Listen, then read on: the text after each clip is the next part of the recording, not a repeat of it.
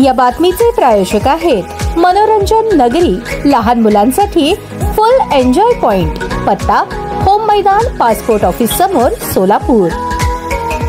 आगामी स्थानिक स्वराज्य संस्था निवडणुकीच्या पार्श्वभूमीवर राष्ट्रवादी काँग्रेस पार्टी अव्वल स्थानी राहील, यासाठी सोलापूर शहर जिल्ह्यातील प्रदेश पदाधिकारी आणि कार्यकर्त्यांनी कामाला लागावे। पंचायत समिती, जिल्हा परिषद, नगर परिषद आणि महानगरपालिकेवर राष्ट्रवादी काँग्रेसची सत्ता काबीज करण्यासाठी प्रयत्नांची पराकाष्ठा करावी। राष्ट्रवादी काँग्रेस पार्टीची विचारधारा तळागाळात पोहोचवा। महायुती सरकारच्या माध्यमातून अनेक कल्याणकारी योजना राबवण्यात आल्या आहेत। या योजनांचा लाभ सर्वसामान्य नागरिकांना मिळवून द्या, अशा सूचना राष्ट्रवादी काँग्रेस पार्टीचे राष्ट्रीय अध्यक्ष तथा राज्याचे कर्तव्यदक्ष उपमुख्यमंत्री अजित पवार यांनी दिल्या। दरम्यान राष्ट्रवादी काँग्रेस पार्टीचे प्रदेश उपाध्यक्ष किसन जाधव यांनी उपमुख्यमंत्री अजित पवार यांची स्थानिक स्वराज्य संस्था निवडणुकीच्या पार्श्वभूमीवर पुणे येथील विधान भवन काउन्सिल हॉल येथे भेट घेतली। यावेळी राष्ट्रवादी काँग्रेस प्रदेश युवक सरचिटणीस चेतन नागेश गायकवाड, माणिक कांबळे, आकाश जाधव, महादेव राठोड, आनंद गाडेकर यांची उपस्थिती होती। सोलापूर महानगरपालिकेवर राष्ट्रवादी काँग्रेस पार्टीची सत्ता आणण्यासाठी जोमाने कामाला लागावे। राष्ट्रवादी काँग्रेस पार्टीची ताकद कशी वाढेल यासाठी प्राधान्य द्या।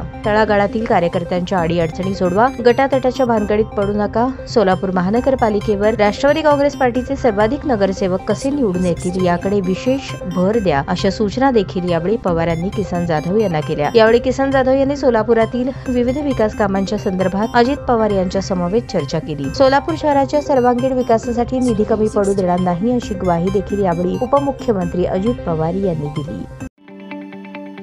ताज्या बातम्या पाहण्यासाठी प्राईम महाराष्ट्र न्यूज चॅनलला सबस्क्राईब करा।